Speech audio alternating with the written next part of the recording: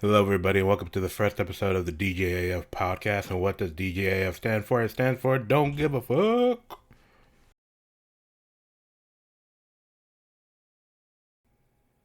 I was trying my best to think of a way to start this video, but I think I have the perfect way. So one day I was going to watch Creed 3 with my older brother, and I was talking to him, and I told him about this creator named Asmongold, and he said, games coming out today are much better than the games that came out like years before. Now, there is a lot of context to this quote, but the truth is his overall statement is correct.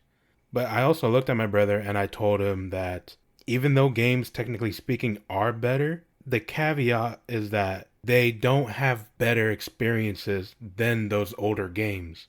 So recently, I think a lot of people have been creating videos, and 60 to 70% of those videos have been about the gaming industry and how greedy and nasty all of these companies are, while the remaining like 30 to 40% is all about like actual good points. But after watching like the fifth video on how these motherfuckers feel, they kind of all say the same things. And while recording the rough draft to this video, I was unfortunately saying the exact same things they were. But eventually there was a question that was being asked by people of my generation, ages 25 and older, which is why are we so disappointed with the state of modern gaming? And with me having more than 20 years of experience, I can now give you the answer. The short answer is gaming has changed.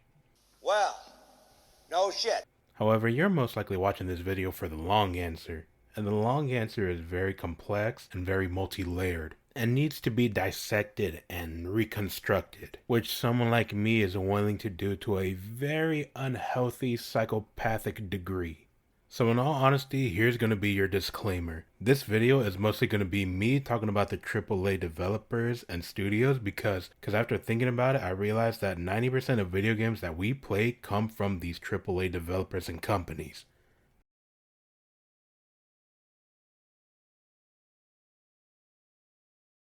There's a reason why video games became so fucking popular. And the truth is that video games hits this weird sweet spot of giving you the exact same feeling of playing outside and enjoying a movie. But sometimes people need to hear from me what gaming used to be like to understand how we've come to this conclusion. But I grew up in a time where video games wasn't a very popular medium, or at least not as popular as it was now. I think the truth is that when you see that it's mainly kids that's clinging to this thing, I think it's very easy for a ton of people to dismiss it, like anime or cartoons. But the truth is, that's the mindset of the time. This idea of, well, I see a lot of kids flocking to this thing, therefore I bet it's only for kids. And also, gaming was relatively new. And because it was so new, we didn't mind how clunky video games were. We ignored shit like janky movement, janky animation, having one set difficulty, cameras having physics of their own. Oh my god, even worse, inverted cameras, weird button layouts and controls. Like, I think people need to be reminded that there was no standard button layout except for very few genres like platformers. Pong, literally the first video game ever, you could only move up and down. Eventually, games allowed you to move left and right. And I guess for some people, the real first video game would probably have to be the Donkey Kong one, where you finally get to move in all directions and I think maybe like jump over the barrels. But with each passing year, old problems got fixed and new problems would arise, especially around the early 2000s where worlds were becoming expansive and the creativity and the risk of these developers were taking. And in my response to Nerd Gamer, I said how simply adding a jump button and omnidirectional camera movement along with a one button press to switch your weapon, literally these are such simple things, but these simple things were just enough to change the way how a game felt. I'm a mid 90s baby, which means in the early 2000s, I probably started playing games around 2001, 2003. And what the life of a poor nigga like me starts to look like is this. YouTube doesn't even exist. I don't know what the fuck a reviewer is. Never heard of her. The original PlayStation and even the PS2, you wouldn't be able to save any progress without an external memory card. And a large meal at McDonald's is like $7 or less. But not just that, in terms of gaming, in terms of online shit, only 20 to 24% of games actually had some form of online thing, but only 3 or less percent of those games actually dedicated themselves to multiplayer, while the other 20% of it was legit just leaderboards, like some arcade machine. Like, you really need to think about it. All of this time for online stuff, and you've only relegated it to some pointless shit like a leaderboard. However, for me, as I was growing up, I managed to play the SNES, the Sega Saturn, Game Gear, the Genesis, the PlayStation 1, 2, and Game Boy Color, and the original Xbox. Last but not least, the N64. And my go-to consoles was the SNES because my friend had one, and the N64 because I would watch my dad play Pac-Man. And that was very much it for me and my family until we got the PS2. And if I wasn't inside playing video games, I was most likely inside watching TV with my family, or I was outside playing with my friends some retarded ass game. You know, it's kind of funny reminiscing about this because I'm starting to like see that out of like 9 consoles that I own, I probably played about 60 games. And after doing some calculating, I eventually realized that I've literally only touched less than 1% of games per console. But when you're poor like me, you kind of dismiss that shit and you just enjoyed the games that you could. You know, when I made my ADS response video, I sort of mentioned the fact that I was poor, and why did that matter? It matters because whether or not you were poor determined whether or not majority of the games you played was on a console or majority of the games that you played was on a PC. But I had a PS2, which meant I had to be very careful with the game disc, or sometimes if I wanted to just simply watch a movie. Oh my god, I can't believe I forgot to talk about DVDs. Okay, so in the early 2000s, we were deciding to move away from cartridges into pretty much just video game discs. And at the time, the PS2 and the original Xbox were essentially cheap versions of DVD players. DVDs is so important to the media landscape because DVDs eventually gave way to Blu-ray. And the fact that the memory that you can have on a DVD was much greater than that of a cartridge, it was an easy switch. Don't get me wrong, at the time it was a huge improvement over the cartridge, but the problem is the discs were so flimsy sometimes if you weren't careful, and let's be real, most of us were children, so we fucked the shit out of these discs, practically giving them the exact high failure rate of a cartridge. And even if you had the softest touch trying to care for these discs like a carefully wounded dove, you were still going to run into the fact that at the time, discs would get easily scratched. You take it out of the case, scratch. You put it back into the case, scratch. You put it into the DVD player, or in this case the PS2, scratch. Even the fucking reader would scratch the shit out of your disc. Even if you breathed on it, it felt like you were going to scratch it up. DVDs and game discs did not have a long shelf life, which is probably why I tend to appreciate some of the games that I was capable of playing. I won't lie to you, it probably did add some value to those games that I could play. Cause it's like, oh sure, Matrix Path and Neo might work today, but tomorrow who knows, motherfucker. And despite all of the flaws within the era of the PS2 and OG Xbox, within the time frame of like, 2000 to 2007, there's still a reason as to why this specific era is being praised till this day. And it's because this is a time frame in which gaming was becoming revolutionary. When I start to reminisce about this era, I realize that we kind of took it for granted. And there's a younger version of me that if you were to tell him that a video game can become much better than what it is now, I wouldn't have believed you because I wasn't worried about the future. Like, what I played was because of what I owned and what was given to me, and I loved it.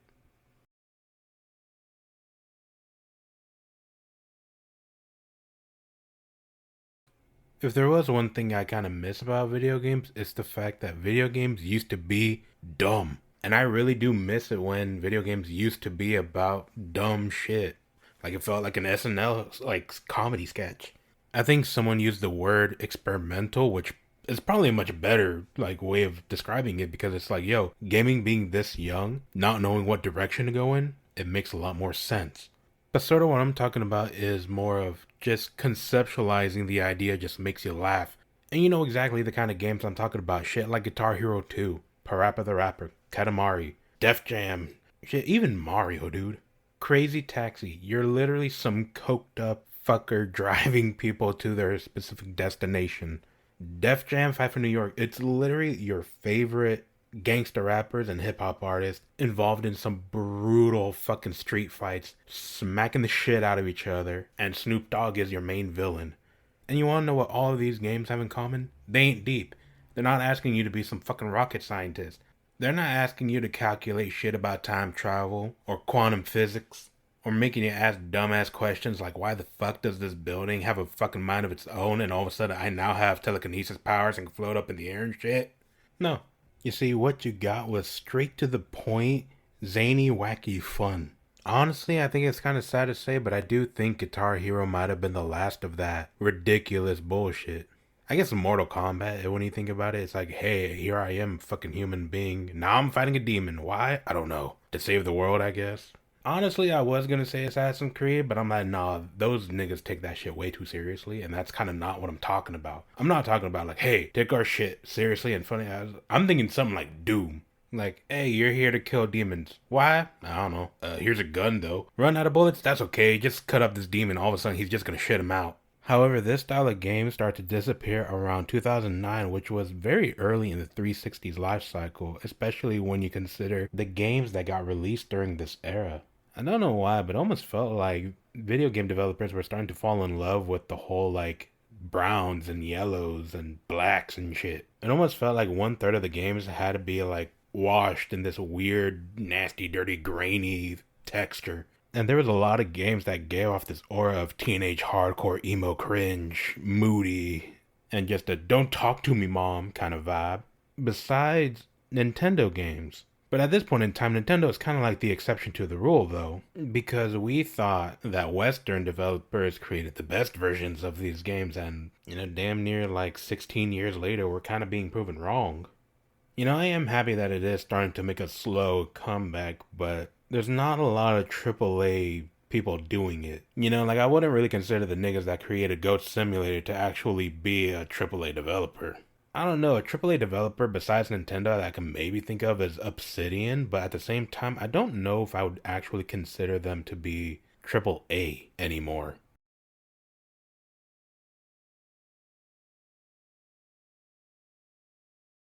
I also remember a time when the console war wasn't actually a thing. And back then, it didn't really matter what console you played on, but again, that was mostly due to the fact that most of us were poor. Like the idea of buying multiple consoles, it was just like, oh, you're fucking rich, aren't you? Like, I'm very happy to have a shitload of consoles that I can purchase for myself and play games on. But I remember needing to go over to my friend's house if I wanted to play the SNES or the GameCube. Or if he had games that I never saw before, if I wanted to just borrow games, borrow movies, borrow consoles, trade games temporarily because, there's this game I'm trying to share with you when we're trading this bullshit. So if you do not like this game, we can't be friends anymore. We were kids, we were stupid, but it was fun. I like doing that. I like sharing games. I like sharing consoles. I like doing that shit. But we got older. We kind of found jobs. We started making money and then online multiplayer boomed and shit. There's kind of no mascot wars anymore.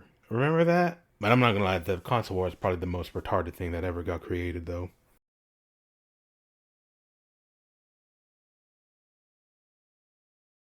The truth is that there's gonna be a few segments in this video that are gonna kind of hurt me a little bit emotionally. The lack of split screen is one of them. Nikki Jakey definitely has a video about this and can 100% say this better than me. Better than I ever could. And so I definitely do recommend you check that episode out. But the truth is that I'm someone that remembers why 343 and Microsoft decided to remove split screen from Halo. And still to this day, it is probably one of the most laughably ridiculous thing they ever could have fucking said. You see, I believe it was either Phil Spencer or the Connor guy who eventually said there was practically like two reasons why they removed it. The first reason was because they wanted to have the game run at a smooth 60 frames per second at all times. Entirely respectable until the second reason was that now that our friends are older, it will be way more difficult for them to physically invite their friends over to their house because I found it difficult to invite my friends over to my house. Therefore, online co-op only.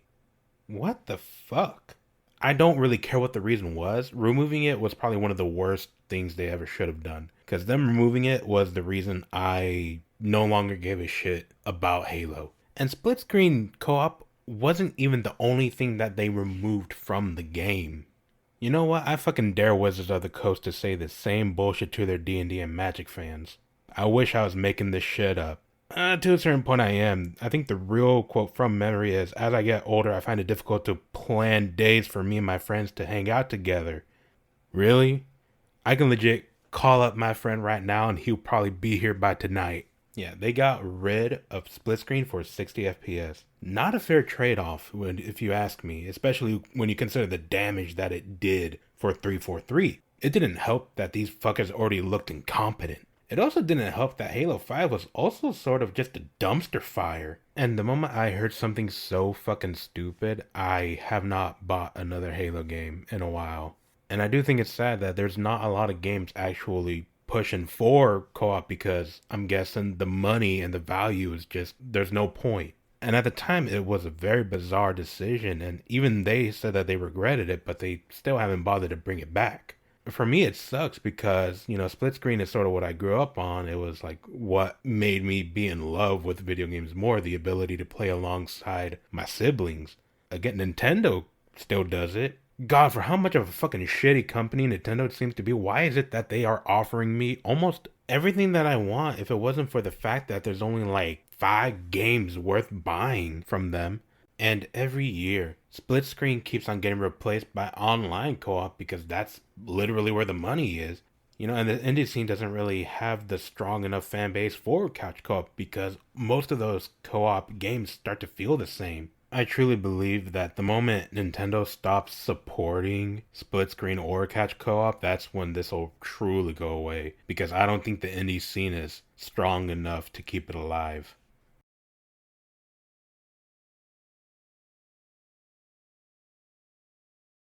So there was a YouTuber by the name of Josh Hayes who eventually made a video called It Gets Better After 100 Hours. And in this video, he brings up this belief system that a lot of MMO players have that, oh, if you reach the 100-hour mark, then the game becomes enjoyable. I really don't care who the fuck you are. The truth is that this is bad game design because this is also a problem that Death Stranding had. This idea of, oh, if you wait 10 to 12 hours and it's like, oh, now we're cooking, the game's officially fun. That is a flawed way of thinking. Because whether or not a game is replayable is based off of how good you're capable of hooking your casual players and converting them into hardcore players. For me, there's a reason why I keep on bringing up Bungie's Halo, because in my opinion, it's the best game that I feel that represents what I'm trying to say in this idea of, the first time you play it should feel just as good as the 40th time. And hours 1 shouldn't feel any different from hours 10, 15, 20, 40. You shouldn't really be able to feel the dips in quality for a game. Yeah, so I'm personally not the biggest fan of a one and done game like an Uncharted or a Last of Us. I mean, also, I'm not really the biggest fan of them because I'm not a fan of terrible third-person shooters with mediocre melee combat. Those are also problems I feel like GTA has. Fuck, at least GTA actually has some replayable game loops. You could choose to play as a normal-ass citizen, or you could do what me and my friend did, where we just try to get 5 stars on us and then try to run away from the cops. Because that was fun. And guess what? Getting 5 stars and running away from the cops as fast as you can is literally something you can do like 30 minutes into the game. And as a gamer, able for me to even want to play your game, your core game design needs to be really fucking good. Otherwise, most of us aren't even going to bother coming back to it. Halo.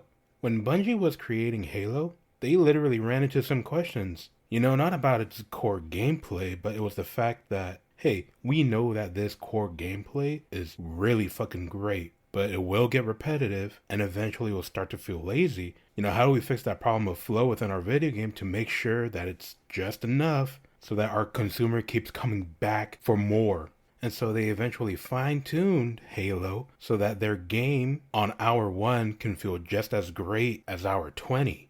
For me, Elden Ring has really been the game of recent that I feel like scratches that replayability itch, where I have like 200 plus hours on it with like multiple characters, because the gameplay loop for Elden Ring is just so strong that it becomes replayable because of how good it is. Shit, even Cyberpunk, despite what I think about it, After watching reviews, everyone said the same thing. It was just the technical issues of the game holding it back, but its core gameplay, the shit that gets you hooked onto the game, fucking amazing. Because at the end of the day, how many hours you give me doesn't matter. The quality of those hours does. And the quality of those hours are dependent on your gameplay and the gameplay loop.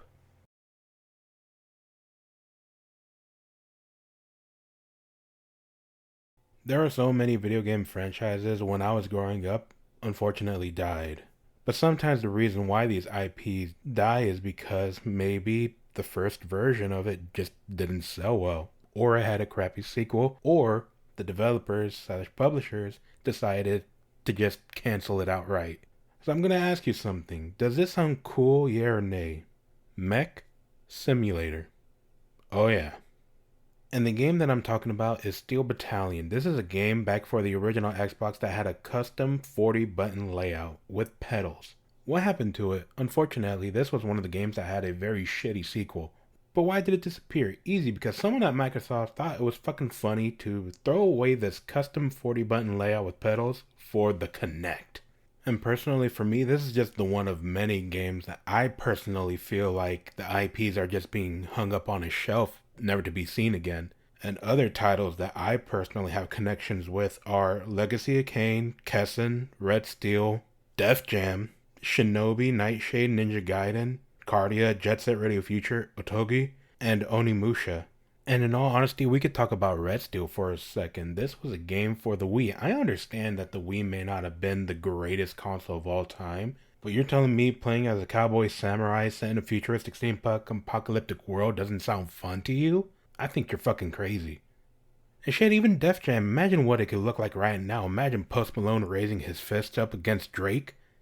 And even though I would like to see a game in which a Lil Pump gets bitch slapped by a Lil Baby, unfortunately that shit just isn't gonna happen. And despite what I think these companies kinda understand that as well. I think they understand that they're just not gonna get a lot of money from us with games like this. You know, despite the fact that you have a lot of hardcore gamers screaming for these old titles like a Splinter Cell, it's unfortunate that we're just never gonna get it.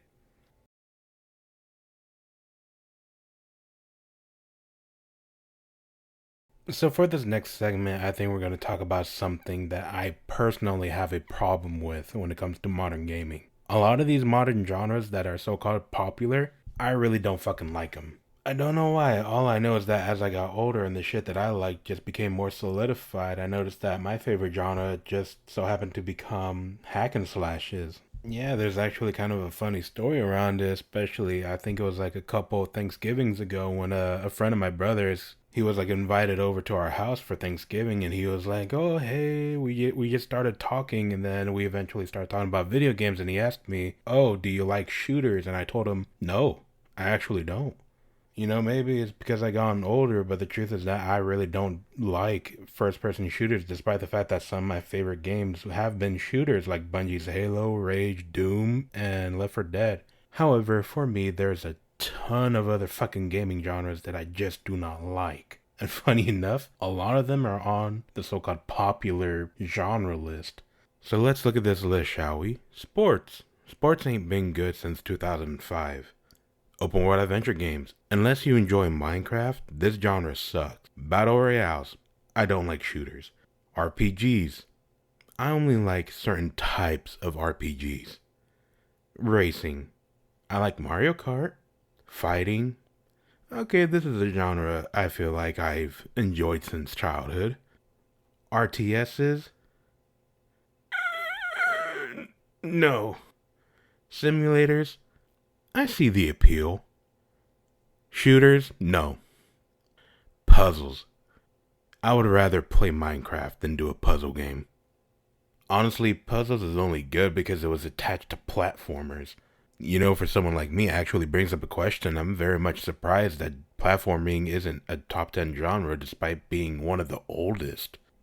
And for me, this is probably why I never really fucked with E3 for a long time. Because it's like, yo, 40% of games that I'm going to be shown is either going to be some form of shooter or like an RPG. And then 60% is just going to be every other genre. And for someone like me, where my favorite genre is a hack and slash, and I'm not talking a RPG hack and slash, I'm talking a third person beat 'em up with slightly RPG elements like a Devil May Cry or a Dynasty Warrior. That's the kind of hack and slashes I'm talking about. And I'll be lucky to see like 5 of them bitches.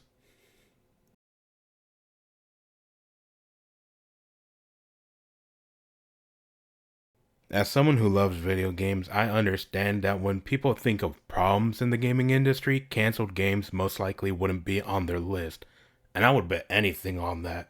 And the truth is that I understand because on the totem pole of problems, this is most likely at the bottom. Because the truth is that when a game gets canceled, there's usually some form of unforeseen circumstances behind this decision. And sometimes it's not an easy decision to make.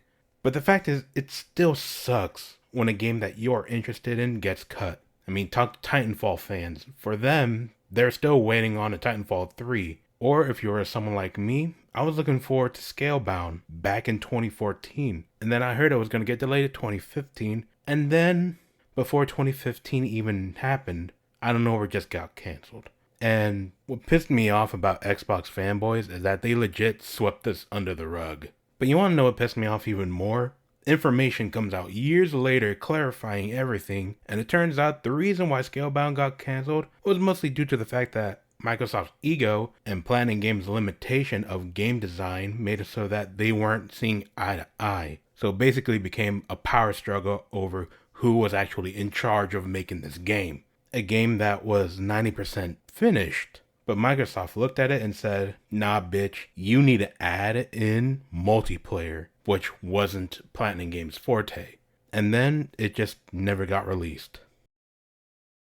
A while ago, there was a new Legacy of Kain game being created called Dead Sun. And for someone like me, Legacy of Kain is one of those gaming franchises that is so good, I would actually put it on par with something like Bungie's Halo. And after watching gameplay of this newly announced game, I really got excited to finally get my hands on something. But unfortunately, just like Scalebound, this was another game near completion that got canned. And this time, this was by Square Enix. And after watching Matt McMuscle's What Happened series episode on Dead Sun, you kind of figure out why. Crystal Dynamics, who were the creators of this franchise, unfortunately were struggling. They lost a lot of money, and it was kind of surprising when I heard that Dead Sun was actually like their 10th idea to try and keep this franchise alive. But eventually, this game got canceled the same way Scalebound did. Egos and management wanted changes versus the devs and limitation on game design. And as we all heard this song and dance before, the company with the real power essentially just said, fuck it, shut it down. When it comes to stories such as Dead Sun and Scalebound, I almost wondered to myself, how come these games just didn't get released?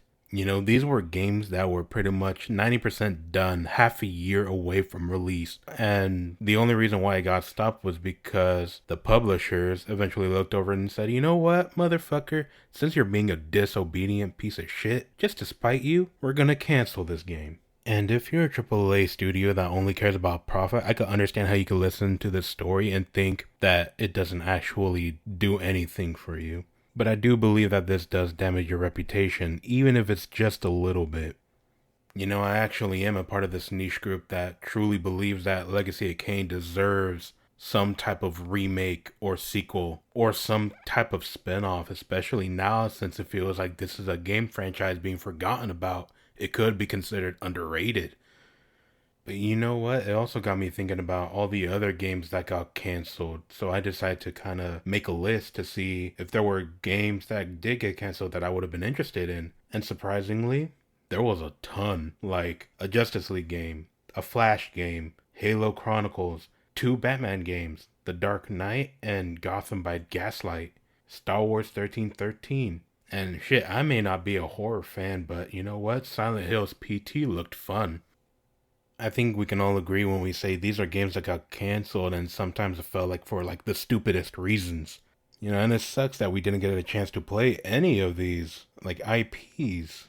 Sometimes it could be because of shutting down of a company or IP rights, budget, egos. There's a lot of circumstances, but I'm looking at this list of canceled games that I have, and there's just a moment where I'm just like, you You're the reason why I don't have this game in my hands. When you can point a finger at someone and we know it's your fault, that type of canceled games just rubs me the wrong way. And especially with Scalebound and Dead Sun, where it's like, oh, your egos were too fragile, therefore you had to shut it down. I despise those kind of cancellations. So this is just going to be a little personal statement or a little bit of a side note. But on an episode of Gaming Illuminati podcast, either 137 or 138, they kind of dropped a little bit of a bomb saying that Scalebound was going to be back in production. However, this is just a rumor. So until Microsoft decides to make an announcement trailer or gets revealed in any sort of way, this is just noise.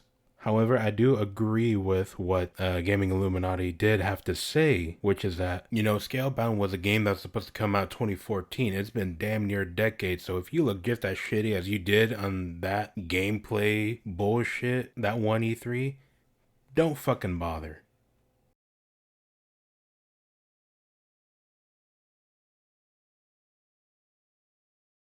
Something happened to gamers and now we're all separated into our own separate factions, and those factions are separated because of genres that we like. That, and we also have a sub-faction of that sub-faction because of the fucking retarded console wars. Whenever that started, that's when I felt like the gaming community as a whole started becoming shitty. And I find it weird that these people just emotionally defend their fucking favorite master's plastic. Like Nintendo, Xbox, PC, Sony. Oh yeah, the PC fuckers do it too. Don't try to play it off like you don't. Don't try to bullshit me now. But one thing's certain, I think we've ran out of chances to fix the problems with the gaming industry. I think the people who will be fixing the problem with the gaming industry will become these new indie developers.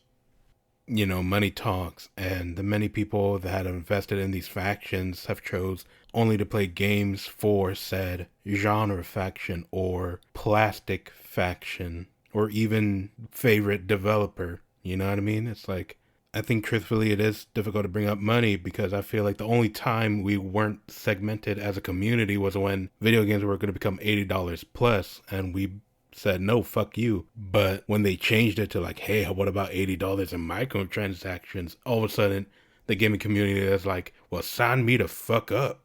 And it sucks because if you ever decide to stop and reflect on the past decade, you eventually realize that, oh my god, we have had so many chances to course correct, and I believe that Cyberpunk was our last chance. But no, all of these niggas had to say the same thing. It doesn't affect me. Well, it does. And guess what? It's fucking affecting all of us now. But this is a democracy, Harvey. When their enemies were at the gates, the Romans would suspend democracy and appoint one man to protect the city. And it wasn't considered an honor, it was considered a public service. Harvey, the last man that they appointed to protect the Republic was named Caesar, and he never gave up his power. Okay, fine. You either die a hero, or you live long enough to see yourself become the villain. I think a lot of people have heard this, but never really dissected what the message was supposed to be. And the message that it was trying to send was, it doesn't matter how pure, how small, how humble, or how noble your beginnings are. And unfortunately, throughout history, all the companies I could ever think of have already lost the values that they started with. And the truth is that only when you're a smaller company does your goals seem very noble and pure. But as business grows and making money becomes the name of the game, the truth is that the EAs, Activision, Ubisoft, Microsoft, Blizzard, Sony, at one point of time, all of them were considered small companies. But what if all of these companies were two-faced?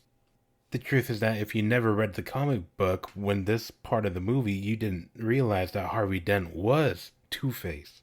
But if you did read it, then you understood that his transformation was inevitable. And some of these companies no longer need to hide the fact that they're evil and fucking us over. The fact is, some of you like being fucked. Because if you don't allow them to fuck you, oh, if I don't support them, what's gonna happen to my favorite franchise? Say goodbye to your favorite game. I mean, fuck. The answer's simple. Because at this point in time, you are no longer a customer to them. You're just a fucker with Stockholm Syndrome. You're a slave. It doesn't belong to you, and it never did. They're just giving you permission to play it for a price. And look, I get it. It brought you good fun. It brought you good memories. But don't pretend like it gave you any more than that. And as time continues to move on, it's hard for me to actually feel sorry for people, especially when I watched you give these evil people your money and make them more powerful and have more control over you. Yeah, I'm essentially implying that you're Joker handing Two-Face his gun. But when Two-Face flipped the coin for you, it didn't land on heads. So no, I don't feel bad for you. I don't feel bad for you because here you are grabbing this low value item that someone decided to slap a price on it, whether it be $70 or $80, and you decide to treat this shit like it's gold.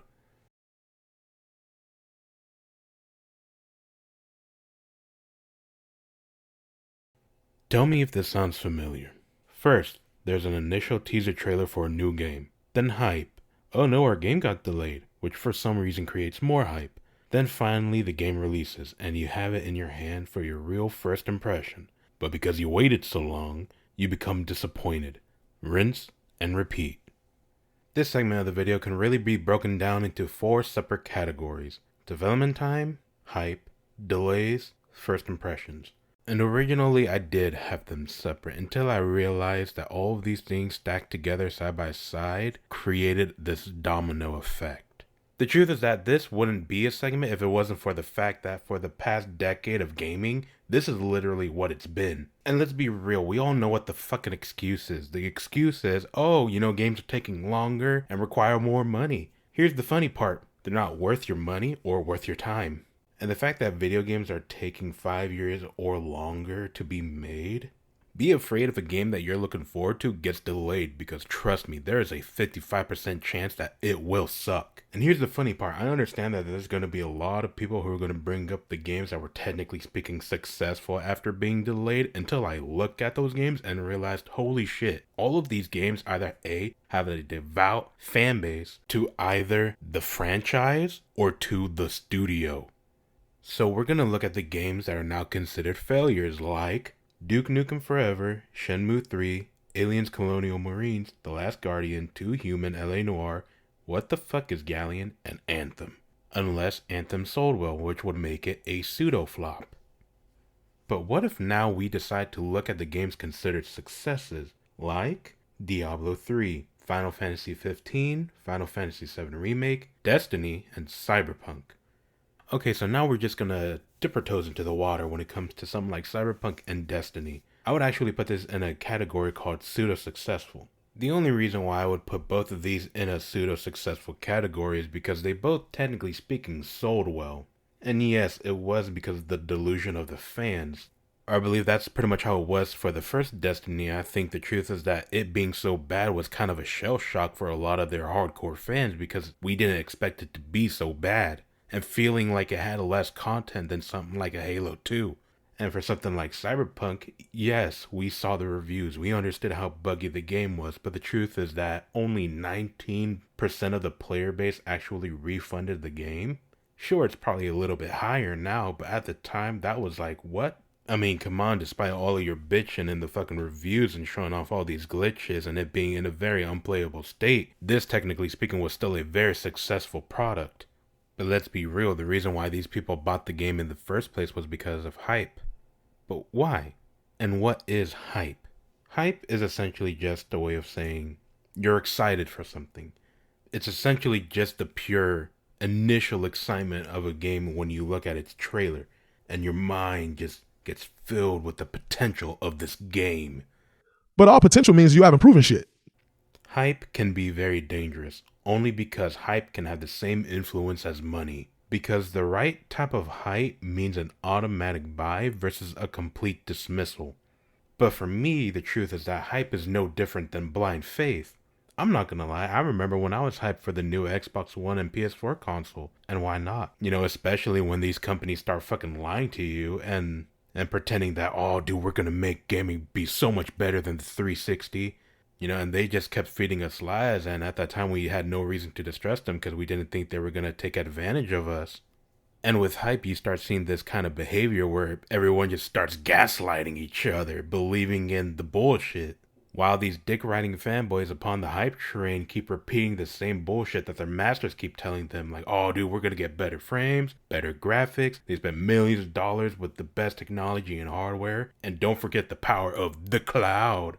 But better graphics came, and better frame rate came later. But not better gameplay, and not a better experience. You know, now that the Xbox One, PS4 era is over, in hindsight, the PS4 was the only console that was actually cool. And what I mean by cool was not entirely shitty. The Xbox One was a dumpster fire, but the Switch is starting to look like a dumpster fire. But here's the thing, you can't control hype, because hype creates expectations, just like at No Man's Sky. You know, I understand how a lot of people say that, yo, these companies should have an obligation to try and control the hype, but the way how hype acts is kind of like a wildfire. You know, so when Hello Games was kind of put into this very interesting predicament, they can either stop the hype train and let a shit ton of potential buyers leave, or plan B, the plan that they eventually went with, was to try and, you know, soften the blow a little bit and like mitigate the damage and give you like a little wink and nod, be like, you know, this game may not be what you think it is. And here's a genuine question for a lot of you. Why would a studio ever risk losing potential buyers for their game? And don't get me wrong, we all remember the backlash from this. But in hindsight, as gamers, we should have felt a little bit worried, especially when the AAA studios felt no fear from this backlash.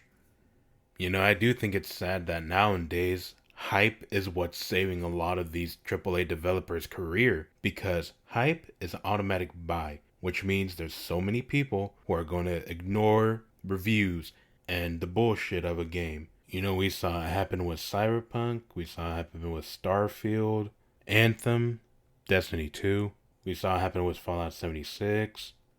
I mean, shit, look at what happened to Titanfall 2. People were so hyped on COD and Battlefield that even when the reviews were in favor of Titanfall 2 by a landslide, Titanfall 2 was clearly the better shooter, better value for money, with great gameplay, great online multiplayer, great single player story, and yet, the moment COD and Battlefield trailer dropped, everyone had their mind set on those two games only. And it was also the same thing for Cyberpunk. You know, ever since the teaser trailer, everybody just wanted to get their hands on this game. Even after this game got delayed like 10 fucking times. You know, and depending on what console you bought it on, it was virtually unplayable. You know, I remember a time when delaying a game was essentially a death sentence for both the game and the company. You know, back in the day, your games had to be finished, fun, and playable from the get. Otherwise, you were fucked. You know, it was almost as if devs had the fear of God in them, so they had to make sure they had to give you a good product. And you know, the truth is that disappointing the there was fear. Fear of disappointing the fans. Fear of letting us down. Now they fear the investors. You know, they also fear responsibility and accountability. But let's be real with people's first impressions. A lot of people's first impressions were very much mixed. First impressions is very important for a game. You know, if you ever watch Josh Strife's Hayes video on the 100+ hour benchmark bullshit for MMO players, because they're weird, this is something that needs to get talked about more. I think MMO players are the real masochists, not the people that like From Software games. And for me to give a game 5 hours, I think that's a good enough impression for me to decide whether or not I want to continue playing the game. However, for me, first impressions are important. Like, I remember playing SOCOM on the PS2, or maybe it was just some other, like, random-ass obscure military shooter. And, you know, just like the Japanese Sony executive fucker playing Demon's Souls, we both booted up the game, played it for like a couple hours, realized we weren't going anywhere, and we're like, yeah, you know what, this game sucks, and I'm never coming back to it. You know, of course it sounds childish, but I was 7 or 8 when this happened to me. But it doesn't change the fact that my experience with the game was crap. You know, for me, there's a spectrum, and on the opposite side of that spectrum, there was Halo 2. You know, Halo 2 was a very easy game for a dumbass 7-year-old like me to understand and feel like a badass, even when I'm playing by myself or with my brothers. You know, I think a lot of people have forgotten just how powerful a first impression of a video game can be because of the live service model. You know, we forget that modern games have this certain luxury that older games didn't actually have. And yet these companies are just handing you a very mediocre experience, banking on the fact that your ass isn't going anywhere. You know, there's a reason why I brought up the story about the Sony exec and about SOCOM. The truth is that as I get older, I can now look at the grays of the gaming industry and realize that, only because of time, that Sony exec looks like an idiot. But he wasn't wrong. Only a handful of players finished the demo. Some even put the controller down at the character creation screen, which was particularly disheartening. This is, again, normally the time in our story where the game gets retooled or a whole new team is brought in, or most commonly is just outright cancelled. Miyazaki was sure word would come down from Sony that the game needed to be fixed or changed or whatever. But in one of those many moments where fate was smiling upon them, it was a lucky coincidence that FromSoft had other projects that were also coming out at this time. So they were afforded some creative freedom. If Demon's Souls failed to sell, well, the slack would be made up by Ninja Blade, I guess. So the game finished up development unhindered and released in Japan exclusively for the PS3 on February 5th, 2009, selling approximately 345,000 copies in its first week, which I would be telling you if I were a notable super liar by the name of patches. I'm really sorry. I didn't mean what I said. In reality, Demon's Souls wound up barely selling 20,000 copies in its first 7 days, and although both FromSoft and Sony top brass had no faith in the title like zero, this was still dreadful even by their conservative estimates. So it's like, even by loser standards, Miyazaki's pet project was a massive, smelly loser, and his own outlook wasn't particularly good. During the period when we just completed development, the evaluation and sales forecast within From Software was not good, so I did not even imagine that it would be given another chance to develop a similar game again. Fortunately though, things got even worse. If you have the misfortune of your product underperforming in your home country, there's always the chance it might find success outside of it. The original No More Heroes had its famously horrific Japanese debut that was so bad it made Demon's Souls' failure look like a success, but in North America and Europe, it wound up selling several 100,000 copies and went on to see several sequels. So there was a hope that maybe it could be appreciated elsewhere. That was until Sony Worldwide President Shuhei Yoshida played the game and immediately crushed any hope for Sony to release it to the rest of the world. His reasoning was as follows. I played Demon's Souls when it was almost final. I spent around 2 hours playing it, and after all that time, I was still stuck at the beginning of the game. I told myself, this is crap. This is an unbelievably bad game, so I stopped and put it aside. Fortunately, however, this did not prevent other companies from publishing the game overseas, which is precisely what happened. Since the PS3 was one of the first major region-free consoles, various YouTubers and streamers imported from Soft's latest and found a punishingly hard but immensely rewarding and mysterious adventure that, when compared to the glut of Waypoint and QTE-filled games that were flooding the market, was a breath of fresh air. Word of mouth started to spread about a niche Japanese game that dared you to try and play it and balked at the idea of you ever beating it. You know, thank God for America, because if it wasn't for us, we probably wouldn't be talking about this franchise. You know, sure, you can say that it was done very poorly because it was only released locally in Japan, but at the same time, I'm looking at 2009. Yeah, I'm not gonna lie, I think it was gonna fail regardless, because I'm looking back at 2009 and holy shit, there are some fucking heavy hitters. But hey, you know what? One man's trash is another man's treasure, right? You know, I don't blame that Sony executive because you need to think about it through his perspective. His perspective was he's watching all of these video games digivolving into something amazing, right? While Demon's Souls, on the other hand, wasn't really evolving into anything. In fact, it felt like a step backwards in terms of game design. You know, Demon's Souls is one of them games that felt like it would have been better had it released in like 2004. But now back to modern gaming, we need to start asking ourselves why. Why do gamers even bother enduring such a tedious, unforgiving process to these legendary studios such as Bungie, Microsoft, Activision, Blizzard, Bethesda? You know, again, this is the second time Bethesda, I feel like, is only getting a slap on the hands by their fan base. You know, for me, it's one of those things after watching like a whole bunch of reviews on Starfield and only one guy actually seeming to enjoy himself named like Jack Sather, I think. You know, I thought it was funny how it sort of dawned on me that, oh my god, Obsidian's Outer Worlds feels more like the game Starfield wanted to be. But back to the question, why do these gamers forgive these companies for handing out mediocre games? Is it because of FOMO? I believe that's half of it, but the other half I feel like is more of the nostalgic reasons. I think it has something more to do with something called the Adam Sandler theory, or as I'm going to be calling it, the charming loser effect. I was a kid. I was writing games when I was, 12, whatever. And the other kids in the block would say, I'm going to play quarterback for the Cowboys. And I'd be like, I'm going to make video games and everyone's going to play them. You dork. Go back to the chess club. Who's laughing now? Yes, I was in the chess club. It's hard not to like Todd Howard. He has this Michael Scott type charisma that's weirdly hard to resist. And I find his story of repeatedly applying to Bethesda only to be rejected over and over really inspiring. Because once he got his leather jacket ass wearing through that door, he would direct Morrowind, executive produce Oblivion, direct both Fallout 3 and Skyrim. Love him or hate him, the man's resume speaks for itself. And good God, would you look at that jacket. You know, let's talk about Todd Howard for a second. After watching Nikki Jakey's video, he called him charming. But I don't think he's charming at all.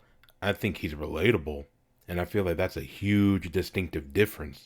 And you know, something about him being just like this nerd who plays chess and who loves video games. It's like, yeah, that's very relatable. You know, especially when I was also part of that era where comic books, anime, and video games were looked down upon. And was seen as something with like basically no future in it, or just seen as a fad that would just disappear with time.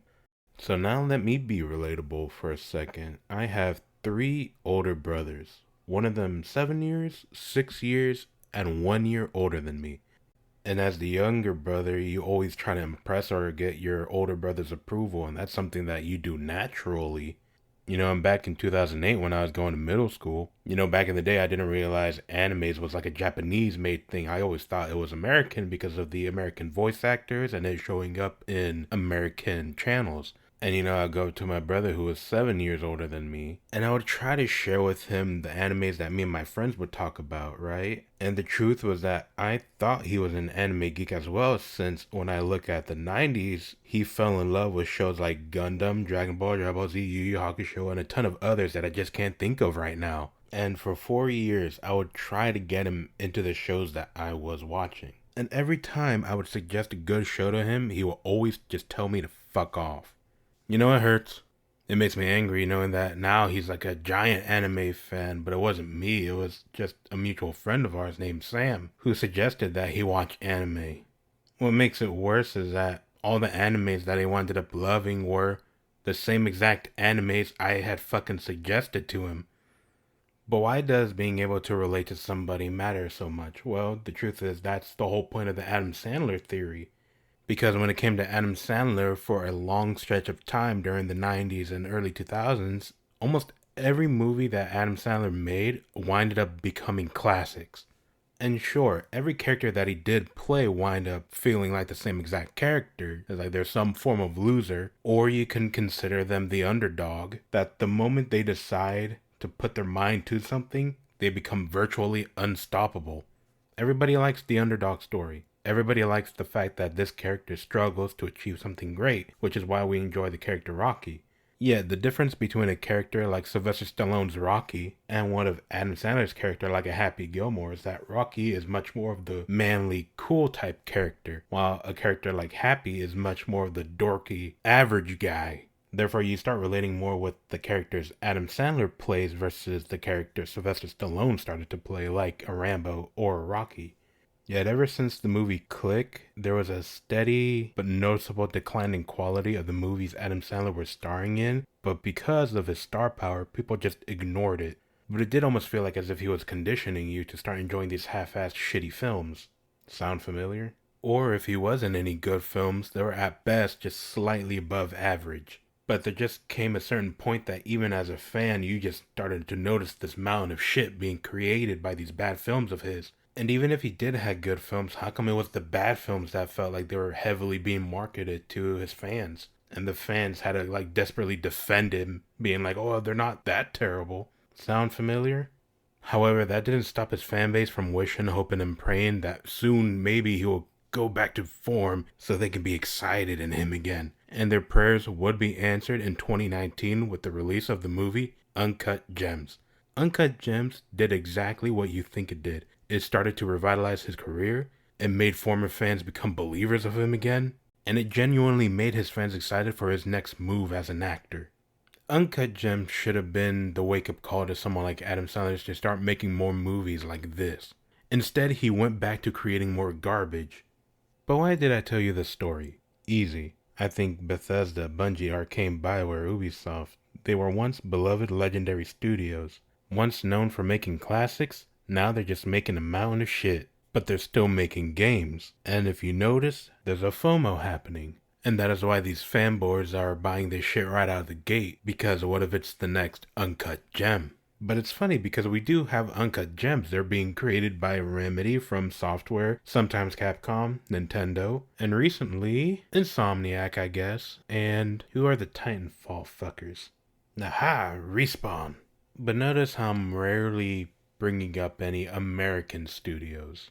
As someone who loves gaming this much, I think the only thing that I've shown you is that as gaming fans, there was a time when being naive and excited for something made sense. Because we understood that at the end of the day, or not only because the product that they were giving us was going to be treated with care, but we as the fans were also going to be treated with care. And it made us look at these predatory companies as if they were our friends, and it made us want to support them. But little did we know, we were never friends.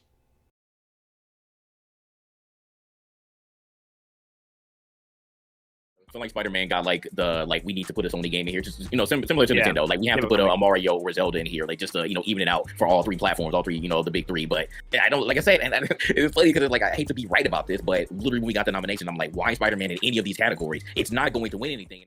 something was just If you off like the and game so much, why do y'all care about what they say at the why- award show? why- The award show is to be considered a joke for the longest. Now y'all care all of a sudden, bro. That Well, shit the is thing is, fucking. yeah, they always try to say, "Oh, the Game Awards doesn't matter; it's a joke." But I'm like, okay, this is why I don't ever agree with that statement. Is like, one, every single year it keeps getting more and more viewership, so it is in fact a very popular thing. And two, people constantly react to it, and you can't. I'm gonna go ahead and say the definition of a gamer has changed since we were kids. Like when we were kids, if I told you I was a gamer, that meant that I played Marvel vs. Capcom 2, NFL Game Day or Madden, and I played Ratchet and Clank. It meant that now when you say you're a gamer, that might just mean you play Fortnite or Genshin Impact or something like. What I've been saying it for the years, and this show proved it. It's been the rise of the hardcore casual. Gamers who think they're more hardcore than what they are, but really, they just play one or two specific games a lot. So what happened is you got people who play Call of Duty, 2K, Madden, Fortnite, maybe Apex. That's all they play. And then they play something like Spider-Man. It's the same thing we've been saying about these Uncharted niggas, bro. The most mind-blowing This is like shit. a 2016, like part 2. We get the conclusion of that. So yes, Spider-Man is mind-blowing to you if all you play is fucking Fortnite, bro. And then you go to the award show and you're thinking, oh, I'm a gamer. I play COD, I play Fortnite, I play Spider-Man. Of course Spider-Man's gonna win. What's better than Spider-Man? Baldur's Gate 3. What the fuck is that? You niggas frauds, bro. You're frauds. So during a recent episode of Gaming Illuminati Podcast, episode 149, during the video, one of the hosts believes that because of the rise of games such as Elden Ring and Baldur's Gate, that there's going to be this weird pendulum shift towards the classic style of making games. But if he is correct, I just don't believe it's going to happen with these former legendary studios. You know, for me, I just think that it is stupid that we do need great games like Doom, Elden Ring, and Baldur's Gate to come out to remind people that gaming can still be great.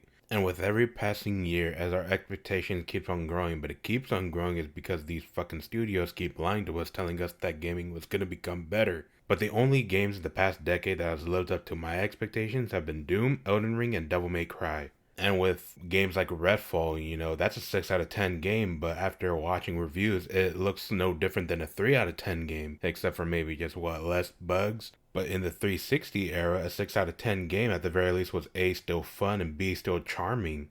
Like, don't get me wrong, people, I understand that you might be sad that E3 is dead, but I'm actually kind of happy that it's gone, because every year when I see a sea of shit and people clap their hands and raise it up and screaming like, oh my god, like they're just on some roller coaster and fucking Six Flags, you know, just pretending that they saw something fucking cool, and here I am watching these terrible games at my house, wondering what the fuck I'm missing. And with every year that I get older and the money I make with the time that I have just becomes so fucking valuable, I become so careful with the games that I do decide to play before making a financial decision to waste my money. But as I get older, there's less of a need for me to start giving a damn about game development and the struggles that come along with it. And look, I know it sounds harsh, but the reality is, you signed up for this. You knew the criticism that came along with being an artist. But at the end of the day, I'm the one that needs to be satisfied with the product you made for me to enjoy. Because at the end of the day, it's my money that keeps your doors open. And your customers being satisfied determines your longevity in any business. Sure, I understand why you need an investor, but if your investors are no different than a bank handing you a loan, expecting interest, I'm not gonna lie, you don't know how difficult it was for me to not bring up the whole money situation and, oh, look how greedy these fuckers are. Because I understand there's gonna be some people gonna type in the comments who are like, oh, you know, they're only doing it for the money. Well, no shit. You need money to make games to make money. So let's be real. If gaming wasn't profitable, how many of these companies would actually devote themselves purely to gaming? Or at the very least devoting just 30% of their business to gaming? We all know what the fucking answer is. The truth was that they were always doing it for the money, but they were also crafting us a very unique experience that they felt that we needed to have, along with that purchase. But money talks, money's loud, and people listen. And you kept feeding it to them. So let me just end it with this. Dave Chappelle once said that Hollywood is a powerful illusion, but so is the gaming industry, and many gamers are still trapped under that spell, and some don't ever want to break out of it, because they're too scared to face reality. But I did, so I don't know what the future holds for this hobby that I love, especially after watching an episode of the Gaming Illuminati podcast where they kind of brought up the sad realization that all of the legendary personnel formerly attached to the games that you loved, they either joined an indie studio or they're fucking retired. Not just that, I also don't know if bringing them back would actually help recover the damage that's already been done to this industry. But I am not enlightened.